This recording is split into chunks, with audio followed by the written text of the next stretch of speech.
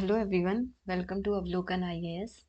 I am Shivani और हम आपकी चला रहे हैं हिस्ट्री बूस्टर सीरीज, जिसके थ्रू आपका एक क्विक रिवीजन करवाया जा रहा है यहाँ पे अवलोकन आईएएस के प्लेटफॉर्म पे। तो इसमें हमने आपका फर्स्ट लेक्चर ऑलरेडी कवर कर दिया है, जिसमें आपको इंडस वैली का एक ओवरव्यू दिया गया है फर्स्ट लेक्चर में, जिसमें मैंने आपको बताया था कि सिविलाइजेशन का बिगिनिंग कहाँ से हुआ, यानी ओरिजिन। एक तरीके से हमने ओरिजिन की बात की, उसका ज्योग्राफी की बात की, राइट। जिसने भी फर्स्ट लेक्चर नहीं देखा है वो जाके ज़रूर देख ले, क्योंकि एक कंटिन्यूटी तभी बनेगी आपकी। बीच से आप देखेंगे तो हो सकता है आप चीज़ों को मिस कर दें। तो चलिए आज का लेक्चर स्टार्ट करते हैं, जिसमें हम बात करने वाले हैं different aspects of the civilisation, जिसमें उसके social, economic and political aspects को हम कवर करेंगे। तो चलिए, the first topic we are covering is social life. तो इंडस वैली सिविलाइजेशन की अगर हम सोशल लाइफ की बात करें, तो अगर हमें उसके देखिए, उसके बारे में जो भी इंफॉर्मेशन हमें मिलती है वो ज़्यादातर हमें उसके रिमेन्स से मिलती है, और मेनली आर्कियोलॉजिकल रिमेन्स। और उसमें भी मेनली उसके जो भी हमें बिल्डिंग्स वगैरह के आर्किटेक्चर के जो भी रिमेन्स मिले हैं उनसे ही पता चलता है। तो आपको मैंने कल ही बताया था कि उनका जो सेटलमेंट प्लान था वो मेनली टू पार्ट्स में डिवाइड होता था, जिसमें एक सिटाडेल वाला एरिया होता था जो कि अपलिफ्टेड होता था, थोड़ा हाईलाइटेड होता था, यानी उसको ज़मीन से थोड़ा वो ऊंचाई पे बनाते थे।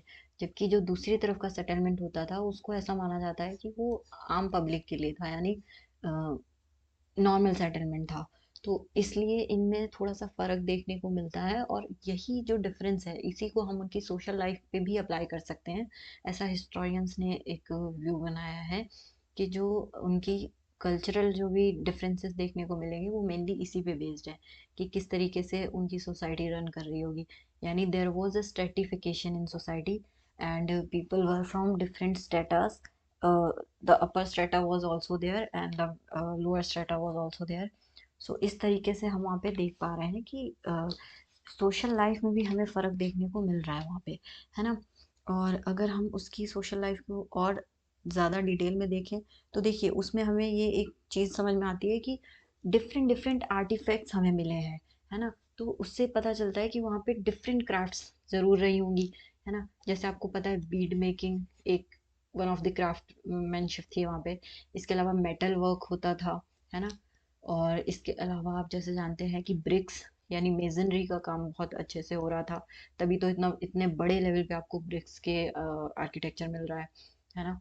इसके अलावा आप जानते हैं कि वहाँ पे आपका कॉटन के एविडेंसेस मिले हैं, है ना। तो यानी टेक्सटाइल का काम भी कहीं ना कहीं वहाँ पे हो रहा था। तो इस तरीके से आप देखिए, यानी कि इस इतनी सारी तो वहाँ पे क्राफ्ट्स ही आपको देखने को मिल रही हैं। उसके इन्हीं से कहीं ना कहीं पता चलता है। प्लस हमें मर्चेंट की एक अलग डिफरेंट, मतलब एक अलग क्लास देखने को मिलती है, because trade was also happening. And उसके अलावा आप जानते हैं कि इन्हीं के बेस करके हम ये भी पता कर सकते हैं ना कि कौन कि एक ज़रूर डिफरेंस भी रहा होगा, क्योंकि जो बीड्स मिलते हैं आपको, वो बीड्स में भी आपको दो तरीके के बीड्स मिलते हैं। एक जो कि नॉर्मल बीड्स होते हैं विच एवरीवन कैन अफोर्ड, एंड एक ऐसे आपको स्पेसिफिक बीड्स मिलते हैं जिनमें जैसे कार्नेलियन बीड्स जो हैं उनके, वो बहुत पॉपुलर हैं, क्योंकि ये जो बीड्स का या ये जो आपको एक तरीके से मटेरियल मिल रहा है, ये काफ़ी रिच पीपल ही इसको अफोर्ड कर सकते हैं, और काफ़ी फाइन आर्ट, एक आर्ट फॉर्म होता था ये। तो इसलिए ये चीज़ें हमें बताती हैं कि किस तरीके से सोसाइटी कहीं ना कहीं एक स्ट्रेटा का एक डिवीजन ज़रूर था सोसाइटी में। और इसके अलावा हम देखते हैं कि पॉलिटिकल स्ट्रक्चर, यस। तो अगर हम पॉलिटिकल स्ट्रक्चर की बात करें, तो देखिए वहाँ पे ऐसा कहा जाता है कि पॉसिबिलिटी है कि वहाँ पे कोई ना कोई पॉलिटिकल अथॉरिटी ज़रूर रही है, क्योंकि जब इतनी बड़ी आईवीसी जो है, एक आपको पता है कि it is one of the largest civilisation रही है हमारी।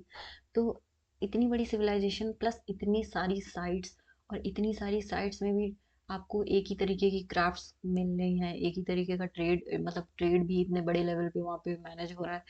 तो इस सब से ये पता चलता है कि ज़रूर कोई ना कोई एक सेंट्रलाइज्ड पॉलिटिकल अथॉरिटी ज़रूर वहाँ रही होगी, है ना। तो एक ये व्यू निकल के आता है कि there was a centralised political authority, ठीक है। तो ये चीज़ आपको ध्यान रखनी है। ये एक चीज़ और ये बहुत अच्छे से ध्यान रखिएगा कि ये सब जो भी हम पढ़ रहे हैं ये सब व्यूज़ हैं हिस्टोरियंस के। हो सकता है कल को इनमें चेंजेस आ जाएं, बट फिलहाल हम यही मानते हैं कि ये सब चीज़ें इसी तरीके से थी जो कि हम मेनली किस चीज़ पे किन चीज़ों से डिसाइफर करते हैं, उनके रिमेन्स से, राइट। उनके जो भी आपको आर्कियोलॉजिकल रिमेन्स मिले हैं, उनके बेस पे हम कहीं ना कहीं ये चीज़ डिसाइड कर पा रहे हैं आज कि किस तरीके से वहाँ की सोसाइटी रन कर रही थी, किस तरीके से वहाँ का पॉलिटिकल सिस्टम रन कर रहा होगा। और प्लस पॉलिटिकल सिस्टम के लिए एक चीज़ ये भी कही जाती है कि may be there was a king, और ये भी कहा जाता है कि शायद प्रीस्ट किंग होता था, यानी कि स्कॉलर्स में ये भी व्यू है कि जो प्रीस्ट है वहाँ का, क्योंकि इसको एक रिलीजियस सिविलाइजेशन भी माना जाता है, तो जो प्रीस्ट था वो कहीं ना कहीं पॉलिटिकल हेड हो सकता है वहाँ का, राइट। तो आपको पता है कि प्रीस्ट का एक टॉर्सो बहुत पॉपुलर है, हड़प्पन सिविलाइजेशन से जो मिला है, आपको मोहनजोदाड़ो से मिलता है। तो वो टॉर्सो भी कहीं ना कहीं ये दिखाता है कि शायद प्रीस्ट वहाँ पे काफ़ी इंपॉर्टेंट फिगर होते थे।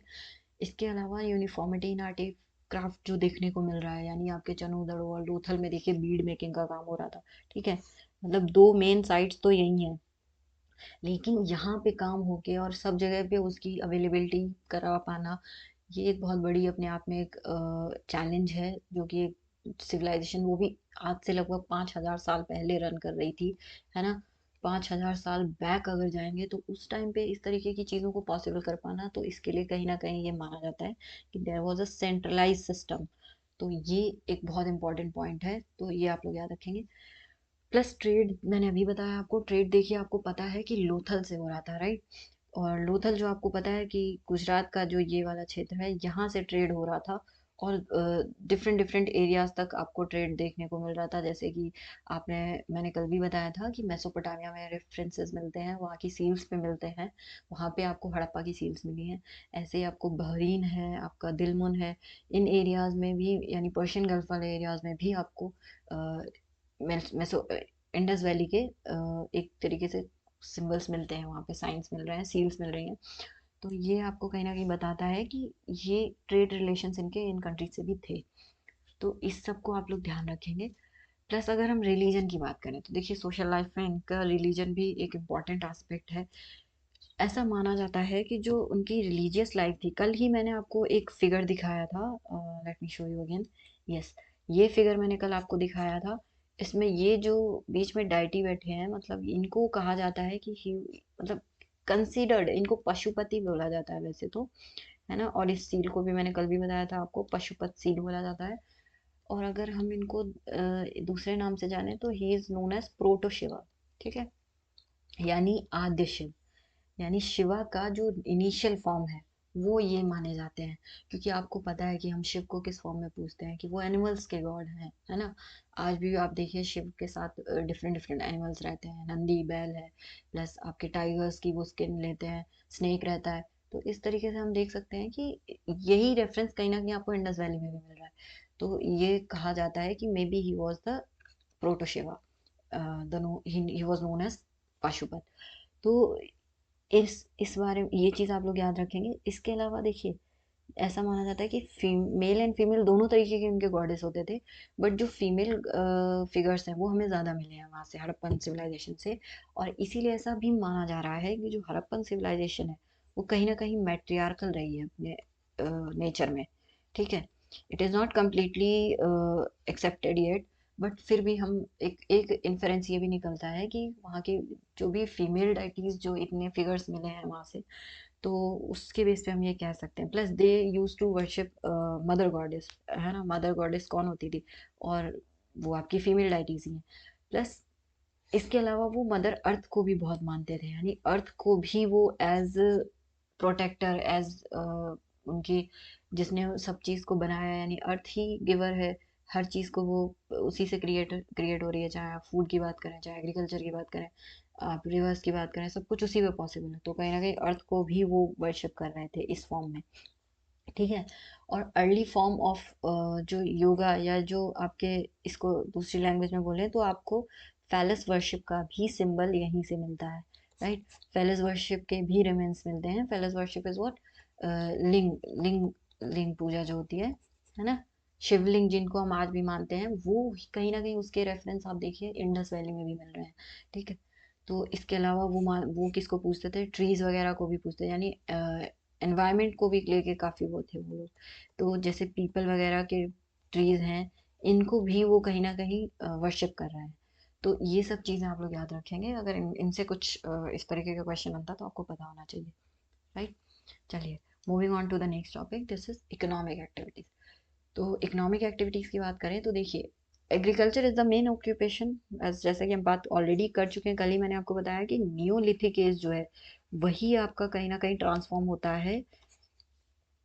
नियोलिथिक में ही आपका क्या हुआ था, कॉपर का इन्वेंशन हो गया था, राइट। कॉपर को डिस्कवर कर लिया गया था और कॉपर से ही आपकी कौन सी एज बनी है, चालकोलिथिक। ठीक है, तो यानी चालकोलिथिक एज बनती है, और इसी चैल्कोलिथिक का ही एक्सटेंशन आपका क्या रहा है, इंडस वैली रहा है। ठीक है, और आईवीसी को वैसे तो ब्रॉन्ज एज कहते हैं, ब्रॉन्ज एज सिविलाइजेशन बोला जाता है आईवीसी को, तो कंफ्यूज मत हो आप लोग। पर फर्स्ट जो मेटल जो डिस्कवर हुआ है ह्यूमंस के थ्रू, या जिसको सबसे ज़्यादा यूज़ किया गया, that was copper. But IVC के लोग जिस मेटल को सबसे ज़्यादा यूज़ कर रहे थे, दैट वाज ब्रॉन्ज। ठीक है, इसीलिए इसको ब्रॉन्ज एज सिविलाइजेशन भी कहते हैं। तो इस ब्रॉन्ज एज में इन्होंने मटेरियल को खूब, मेटल को काफ़ी यूज़ किया है, और इसी नियोलिथिक में ही मैंने आपको बताया था कि एग्रीकल्चर बहुत बड़े लेवल पे अब प्रैक्टिस होने लगा था। ठीक है, तो जब यहीं से स्टार्ट हो चुका था, तो आईवीसी के आने तक एग्रीकल्चर एक अच्छी फॉर्मेट में पहुंच चुका था, यानी काफ़ी डेवलप्ड फॉर्म में हो गया था। तो यहाँ ये इनका मेनली देखिए, यहाँ पे मेंशन्ड है, प्राइमरी ऑक्यूपेशन हुआ करता था। और क्रॉप्स जो है वो मेनली आपको क्या क्या देखने को मिलती है, वीट है, राइस है, बार्ले है, ये सारी आपको क्रॉप्स देखने को मिल रही हैं। आपका पी है ना, ये सारी चीज़ें भी वहाँ पे देखने को मिल रही थी। डेट्स हैं, मेलन है, मिल्क प्रोडक्ट्स यूज़ कर रहे हैं वो लोग, तो ये सब भी था वहाँ पे, लोग इन चीज़ों को यूज़ कर रहे थे। और इसके अलावा ऐसा कहा जाता है कि ये लोग वेजिटेरियन एंड नॉन वेजिटेरियन दोनों थे। ठीक है, ये चीज़ भी आप लोग ध्यान रख सकते हैं, क्योंकि एनिमल्स इतनी अच्छी खासी, क्योंकि एनिमल डोमेस्टिकेशन होता था एनिमल्स का, और तो उससे के थ्रू भी कहीं ना कहीं इनको ये सारी अवेलेबिलिटीज़ थी उनके पास। तो एनिमल डोमेस्टिकेशन की अगर बात करें, देखिए अगर एग्रीकल्चर बेस्ड इकॉनमी है तो एनिमल डोमेस्टिकेशन भी अपने आप कहीं ना कहीं उसके साथ ही चलता है, क्योंकि उनको ज़रूरत पड़ेगी बफेलोज की, गोट्स की, राइट, ऑक्सिन्स की, कैमल्स की, तो कहीं ना कहीं ये उनके लिए हेल्पफुल रहते हैं। तो आप लोग याद रखेंगे, गोट्स जो हैं, बफेलो हैं, आपकी ऑक्सन है, कैमल्स हैं। इसके अलावा आप देखें जैसे अदर एनिमल्स में कौन कौन आते हैं, तो डिफरेंट डिफरेंट एनिमल, जैसे मैंने आपको कल मेंशन भी किया था, जैसे टाइगर्स से वो लोग अवेयर थे, डियर्स से अवेयर थे, है ना, तभी तो वो अपनी सील्स पे उनको बना पा रहे हैं। इसके अलावा जैसे आपका वो वन हॉर्न राइनो है, तो ये सब चीज़ें वहाँ पे थी। बट एक चीज़ बहुत इंपॉर्टेंट है जो आप लोग याद रखें, नो हॉर्सेस, यानी उनके यहाँ पे they were not aware of horses, right. अगर आपसे ये मेंशन कर दे यूपीएससी कि हॉर्सेस के बारे में इंडस वैली सिविलाइजेशन को पता था, या दे वर यूजिंग इट, क्योंकि चैरियट का एक एविडेंस मिलता है, but we are not sure कि उस चैरियट को रन कौन कर रहा था, यानी वो हॉर्सेस रन कर रहे थे, ज़रूरी नहीं है। ठीक है, तो हॉर्सेस का रिमेन हमें इंडस वैली से नहीं मिलता है, ऑल्दो एक हॉर्स जैसा ही स्केलेटन मिलता है हमें सुरकोटरा से, but we are not very sure कि it was that the whole civilisation was aware of horses. Okay, तो एक ये चीज़ आप लोग याद रखेंगे, इस पॉइंट को आप लोग चाहें तो मार्क कर लीजिए अलग से। ओके, तो मेटलर्जी की बात करें, इकोनॉमिक एक्टिविटीज़ की बात करें, तो metallurgy is one of the very important point, because अभी मैंने आपको बताया they were aware of the copper and gold, silver, और इसी तरीके से इन्हीं से मिलके वो क्या कर रहे थे, टूल्स बना रहे थे। ब्रॉन्ज यूज हो रहा था, है ना, कॉपर और टिन मिलके ब्रॉन्ज बनता है ना, तो ब्रॉन्ज बहुत बड़े पैमाने पे यूज हो रहा था, इसीलिए इसको ब्रॉन्ज एज सिविलाइजेशन बोल रहे हैं। और गोल्ड का भी यूज कर रहे हैं, सिल्वर से भी अवेयर थे वो लोग, और टूल्स बना रहे थे इन सब से, यानी बो एंड एरो, इन सब चीज़ों से वो काफ़ी अवेयर थे, दे वर यूजिंग दैम। ओके, तो ये सारी चीज़ें हैं आपके, मतलब ब्लेड्स बना रहे थे, फ्लेक्स बना रहे थे, ये सब चीज़ें बन रही थी। फिर ऑर्नामेंट्स भी बन रहे थे, क्योंकि ऐसा कहा जाता है कि जो इंडस वैली पीपल थे, very they were of very refined taste, मतलब वो कॉस्मेटिक्स वगैरह और ज्वेलरी वगैरह के काफ़ी शौकीन थे। तभी आप देखिए वो बीड्स को कितने बड़े लेवल पे यूज़ कर रहे हैं, और उनमें ट्रेड भी कर रहे हैं, एक्सपोर्ट इम्पोर्ट भी हो रहा है बड़े लेवल पे। तो ये चीज़ आप लोग देख लेंगे। फिर आते हैं ट्रेड पे। Trade is a very important point of economic activities, क्योंकि ट्रेड जो इंडस वैली सिविलाइजेशन में है वो बहुत ही फ्लोरिशिंग कंडीशन में था, क्योंकि जो इंटरनल ट्रेड तो हो ही रहा था within the civilisation, but external trade भी हो रहा था, यानी बाहर, जैसे मैंने अभी आपको एग्जांपल दिया, स्पेशली विद मेसोपोटामिया। ओके, और इसका एग्जांपल आप क्या लेंगे, मेलुहा। मेलुहा रेफरेंस आप ले सकते हैं इसको बताने के लिए। कैसे एक इंडस सील मिल रही है आपको मेसोपोटामिया में, और प्लस मेसोपोटामिया की जो इंस्क्रिप्शंस हैं या जो सील्स हैं उनमें उनके जो लिटरेचर है उसमें आपको एक वर्ड मिल रहा है Meluha, which was used for mainly Indus people. Okay, तो ये चीज़ आप लोग याद रखेंगे। और ट्रेड मैंने अभी बताया फ्लोरिशिंग कंडीशन में था। और मेनली जो इनका डॉकयार्ड था वो कहाँ पे था, डॉकयार्ड मतलब दैट मीन्स कि कहीं ना कहीं नाव से यानी सी ट्रेड दोनों रास्तों से हो रहा था, ठीक है। लैंड रूट से भी हो रहा था और सी रूट से भी हो रहा था। और सी रूट जब यूज़ होगा, देखिए लैंड रूट तो विद इन हो जाएगा, मतलब विद इन सिविलाइजेशन यूज़ हो जाएगा, रिवर्स हैं, और नहीं तो आप नॉर्मल लैंड यूज़ कर सकते हैं।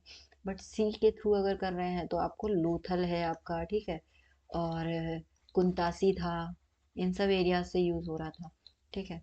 और सुरकोटरा है, और इन सब एरिया से आपका मेनली सी ट्रेड हो रहा था। चलिए, आर्ट्स एंड क्राफ्ट्स की बात करें अगर, तो स्कल्पचर्स काफ़ी हमें देखने को मिलता है इंडस वैली के, और जिसमें मेनली जो फेमस स्कल्पचर्स हैं वो कौन कौन से हैं आपके। तो देखिए, एक स्कल्पचर जो फेमस है वो है डांसिंग गर्ल का, जिसको जो कि एक ब्रॉन्ज स्कल्पचर है, राइट। और ये आपका कहाँ से मिलता है, ये मिलता है आपका मेसोपोटामिया से। तो ये, सॉरी सॉरी, मेसोपोटामिया नहीं, it it was found from, wait minute, yes. तो जो आपका ये डांसिंग गर्ल का स्कल्पचर मिलता है ये आपका मिलता है मोहनजोदाड़ो से, राइट। मोहनजोदाड़ो। अच्छा, मोहनजोदाड़ो जो वर्ड है इसका मतलब है माउंड ऑफ डेड्स, है ना। इसीलिए इसका नाम इस तरीके से है, सिंधी लैंग्वेज में इसको माउंड ऑफ डेड्स बोलते हैं, but will talk about it later. फिलहाल देख लीजिए, डांसिंग गर्ल जो है एक ब्रॉन्ज स्टैचू है, और ये आपकी मिलती है मोहनजोदारो से। और इसके अलावा एक प्रीस्ट किंग का भी फिगर मिला है, एक नहीं काफ़ी मिले हैं, डिफरेंट डिफरेंट एरिया से मिले हैं। और एक एक one of the figure was found from Mohenjodaro, ठीक है। और इसके अलावा आपको टेराकोटा टॉयज मिले हैं बहुत सारे, है ना। टेराकोटा क्या होता है, मिट्टी के बर्तन। तो उस मिट्टी के बर्तन हो सकते हैं, टॉयज हो सकते हैं, कुछ भी हो सकता है, तो वो टेराकोटाज होते हैं। तो उसमें मेनली आपको जैसे एक प्लो मिला है ना। प्लो आपको पता होगा, विच वॉज फाउंड फ्रॉम बनावली, ठीक है। तो बनावली से प्लो मिला है, दैट मीन्स कि एग्रीकल्चर का एक बहुत अच्छा आपको रिमेन मिल रहा है, रिमेन नहीं, वी कैन से कि अगर प्लो का टॉय बन रहा है दैट मीन्स एग्रीकल्चर में प्लो यूज हो रहा था, ठीक है। तो ये एक रेफरेंस आप निकाल सकते हैं। इसके अलावा पॉटरी, पॉटरी पे आते हैं, तो पॉटरी देखिए व्हील मेड थी, यूज हो रहा था व्हील, और डेकोरेटेड थी रेड एंड ब्लैक, इसीलिए हम इंडस की जो पॉटरी है उसको रेड एंड ब्लैक पॉटरी कहते हैं, ठीक है। रेड एंड ब्लैक कलर्ड बोला जाता है। तो ये दिमाग में बिठा लीजिए, जैसे ही आपको इंडस और पॉटरी का नाम आए तो रेड एंड ब्लैक याद रखेंगे आप। Okay, seals, now coming to the seals. तो सील्स के बारे में हमने कल थोड़ी सी बात की थी, depiction of animals which we have already mentioned that Pashupata seal was found. And इसके अलावा देखिए, हाँ, कई सील्स पे आपको यूनिकॉर्न की तरह एक एनिमल देखने को मिलता है, although we can say maybe it was not unicorn, but हो सकता है कि ये वन हॉर्न राइनो भी हो। फिर डाइटीज की बात करते हैं, तो डाइटीज में देखिए अभी मैंने आपको बताया था कि एक तो प्रोटोशिवा का इमेज दिखता है आपको, है ना। इसके अलावा प्रीस्ट वगैरह की इमेजेस दिखती हैं, है ना। तो ये सब चीज़ें आपको सील्स पे देखने को मिल रही हैं, तो ये एक इम्पॉर्टेंट पॉइंट है। और सील्स ज़्यादातर किसकी बनी होती थी आपकी, स्टेटाइट जो है मटेरियल उसकी बनी जाती थी, ठीक। तो ये चीज़ें आप लोग याद रखेंगे। फिर आगे बढ़ते हैं। चलिए, तो इसके बाद देखिए, इसके अलावा इनका वेट्स एंड मीजर्स हैं, ये सब चीज़ें बहुत स्टैंडर्डाइज फॉर्मेट में थी, है ना। और बाकी हमने बात की है कि उनका ट्रेड है, उनका जो कॉमर्स है वो काफ़ी बड़े लेवल पे फैला हुआ था। और उनके कनेक्शन काफ़ी दूर दूर के कंट्रीज से थे, डिफरेंट सिविलाइजेशन से भी थे। फिर आते हैं डिक्लाइन पे, डिक्लाइन ऑफ आईवीसी, यानी इतनी बड़ी एक सिविलाइजेशन जो कि अच्छी खासी फेज में थी, अपने एक अच्छे मच्योर फेज में थी, और इतने लगभग 2000 साल तक चली है, तो उसका डिक्लाइन कैसे हुआ, it is a very important point two note. Environmental changes, first point जो हिस्टोरियंस के दिमाग में आता है वो ये आता है कि एनवायरमेंटल चेंजेस हुए होंगे कुछ, जिसकी वजह से कहीं ना कहीं लोग शिफ्ट कर गए, है ना। जैसे कि एक क्लाइमेट शिफ्ट हो सकता है कि एक बड़े, आपको पता है एक बड़े टाइम पीरियड के बाद क्या होता है, थोड़ा सा क्लाइमेट में शिफ्ट आता है, और उसकी वजह से क्या होता है कि कहीं ना कहीं टोपोग्राफी और लैंड फीचर्स भी अफेक्ट होते हैं। तो जो रिवर कोर्स है वो चेंज हो गया हो, ऐसा माना जाता है कि जो आपकी रावी और इंडस रिवर है, ये इन्होंने क्या किया, अपना कोर्स थोड़ा सा बदल लिया, जिसकी वजह से इनके आसपास जो भी एरियाज डेवलप्ड फॉर्म में थे, काफ़ी अच्छी फ्लोरिस्ट कंडीशन में थे, उनको कहीं ना कहीं डिक्लाइन देखना पड़ा। रिड्यूस फर्टिलिटी, है ना। जब ये चेंज हो जाएगा तो कहीं ना कहीं एक फर्टिलिटी में रिडक्शन आपको देखने को मिलेगा, और जब फर्टिलिटी कम हो जाएगी उस एरिया की, यानी कि एग्रीकल्चर कम हो जाएगा, तो कहीं ना कहीं वो डिक्लाइन की तरफ जाने लगेगी सिविलाइजेशन। तो ये एक वन ऑफ द रीज़न कहा जाता है। इसके अलावा कहा जाता है कि नेचुरल कैलामिटीज़ रही हैं कुछ, जैसे कि फ्लड्स। ऐसा माना जाता है कि जो इंडस रिवर है, इसी में फ्लड्स वगैरह काफ़ी बड़े पैमाने पे आती थी, और इसीलिए कहा जाता है कि जो मोहनजोदारो सिटी था, ये तो फ्लड की वजह से ही डूबा था। तो ये एक इम्पॉर्टेंट पॉइंट है।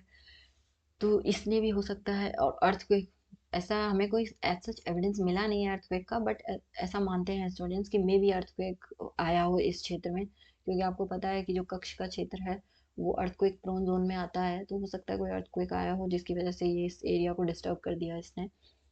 फिर आते हैं डिक्लाइन इन ट्रेड। अब ये भी एक इम्पॉर्टेंट पॉइंट है, ऑल्दो ये एक इकोनॉमिक पॉइंट ऑफ व्यू से बोला जा रहा है कि जब किसी एरिया में ट्रेड का डिक्लाइन होता है, मे ड्यू टू एनी रीजन, जब डिस्ट्रक्शन ऑफ ट्रेड रूट्स होता है, तो उसकी वजह वो मेनली कहीं ना कहीं उसकी वजह से एक जो सिविलाइजेशन है जो उस पर पूरी तरह डिपेंडेंट होती है, वो कहीं ना कहीं डिक्लाइन फेज में चली जाती है।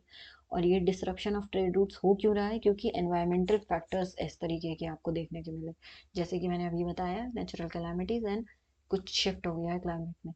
तो इनकी वजह से कहीं ना कहीं ट्रेड में डिक्लाइन हुआ, एंड उसकी वजह से आपको क्या हुआ, एक पूरी की पूरी सिविलाइजेशन जो है वो डिक्लाइन फॉर्म में जाती हुई दिख रही है।